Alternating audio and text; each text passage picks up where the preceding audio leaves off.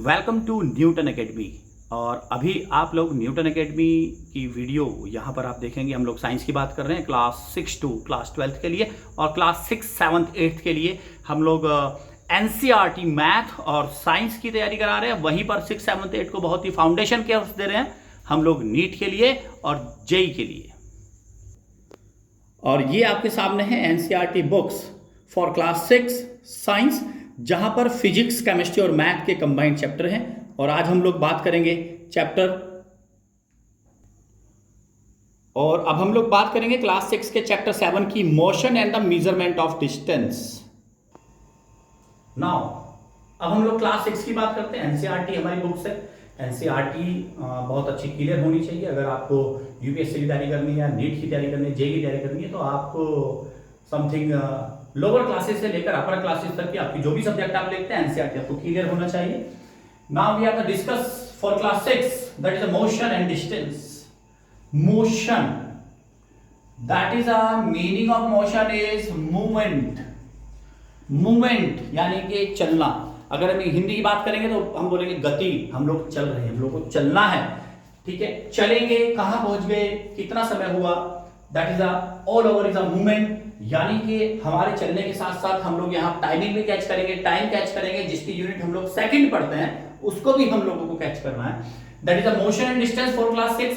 अगर मैं मोशन की बात करूं तो मोशन मैंने होगा मूवमेंट, और मूवमेंट से पहले हम लोगों को डिफाइन होना चाहिए that is a distance. What is a distance? Distance क्या होता है साहब? चलना। हम लोग चलते हैं तो डिस्टेंस कवर करते हैं। अगर मैं इसको डेफिनेशन में राइट करूंगा, then path covered by an object by a body is known as distance। अब मेरी बात सुनिएगा, नेक्स्ट वीडियो में आपको लिखा हुआ दिखाएंगे। अभी आप सुनिएगा, the covered path by an object is known as a distance। और डिस्टेंस के साथ एक दूसरी फिजिकल क्वांटिटी आती है, that is a displacement। चलिए, covered path by an object is known as distance। Discuss करेंगे डिस्टेंस को भी, और इसके साथ ही एक दूसरी फिजिकल क्वांटिटी आ जाती है, that is a displacement.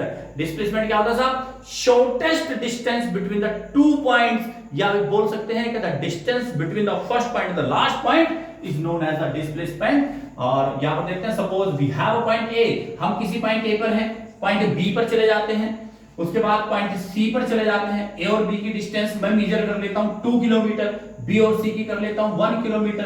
Then the total distance that is A B plus B C, that is 2 + 1 3 kilometre.